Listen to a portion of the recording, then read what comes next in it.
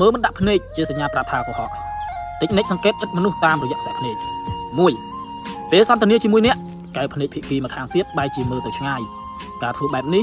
បញ្ហាថាគេមិនចាប់អារម្មណ៍នឹងសម្ដីរបស់អ្នកឬគេកំពុងតែគិតរឿងអីផ្សេង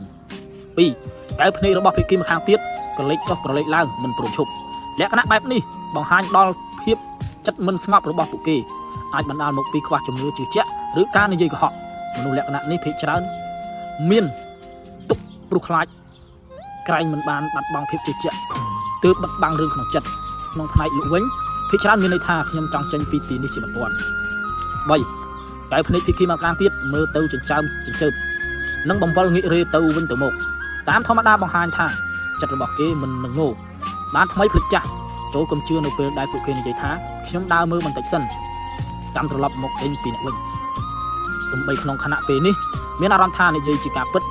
តែចេញទៅបាត់ហើយឱកាសត្រឡប់មកវិញគឺគ្មានឡើយ4ជួបជុំគ្រាដំបងក៏ក្រឡេកពេកចេញភាគច្រើនគេជាមនុស្សឆាប់តូចចិត្តតូចថ្លើមឬខ្លាចត្រូវអ្នកដទៃចាប់ចំណុចខ្សោយបានចូលសម្លឹងមើលគេគ្រប់ពេលព្រោះភាពអៀនខ្មាស់អាចធ្វើឲ្យពួកគេដើរគេចចេញដោយងាយបាន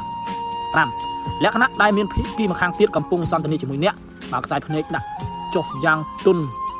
គឺបង្ហាញថាពួកគេចិញ្ចឹមគិតអ្វីមួយមានរឿងមួយចំនួនមិនទាន់យល់ព្រមទើបត្រូវគិតឲ្យបានល្អិតល្អន់ជាមុនសិនកុំទៅរំខានពួកគេឲ្យសោះព្រោះបើមិនបានគិតឲ្យល្អិតល្អន់ទេពួកគេធ្វើអ្វីបន្តទៀតមិនបានឡើយ6ខ្សែភ្នែកភាគីម្ខាងទៀតក្រឡេកក្រឡាច់ចុះក្រឡេកក្រឡាច់ឡើងមិនឈប់តែបែរជាមួយប្រភេទភ្នែកយ៉ាងមានរបៀបគិតឡើងភ្លឹកឬយ៉ាងស្លក់បែបនេះបង្ហាញថាពួកគេកំពុងតែសម្រេចចិត្ត7ខ្សែភ្នែកសម្លឹងត្រឹមត្រូវរាងកាយរបស់ភាគីម្ខាងទៀតមានន័យថារឿងកំពុងតែនិយាយនោះជារឿងដែលគេត្រូវបញ្ជាក់បន្ថែម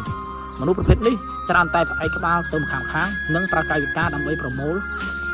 យកការចាប់អារម្មណ៍ពីអ្នកដទៃ8សម្លឹងភ្នែកឡើងមើលទៅក្រុមម្ខាងទៀតបង្ហាញពីការគោរពនិងជឿជាក់ចំពោះភាគីម្ខាងទៀតតែស្ថានភាពលក្ខណៈនេះពុំសូវញឹកញាប់ទេលើកលែងតែអ្នកស្ទាត់ជំនាញបំផុតទើបអាចមើលដឹង9សម្លឹងមើលភាគីម្ខាងទៀតតាំងពីក្បាលដល់ចុងជើងបង្ហាញថាពួកគេចង់ឃុំគ្រងភាគីម្ខាងទៀតជាទូទៅមនុស្សលក្ខណៈនេះគឺជាអ្នកដឹកនាំនៅក្នុងអង្គភាពឬក្រុមហ៊ុនណាមួយនិងអាចឈានទៅដល់ជាអ្នកគ្រប់គ្រងក្នុងជួររាជរដ្ឋាភិបាលផងទៀត10អ្នកដែលព្យាយាមបើកភ្នែកធំហើយបង្វែរទិសដៅខ្សែភ្នែកយ៉ាងលឿនលក្ខណៈបែបនេះបង្ហាញដល់ចិត្តដែលខ្វះខាតនៅមិនសុខ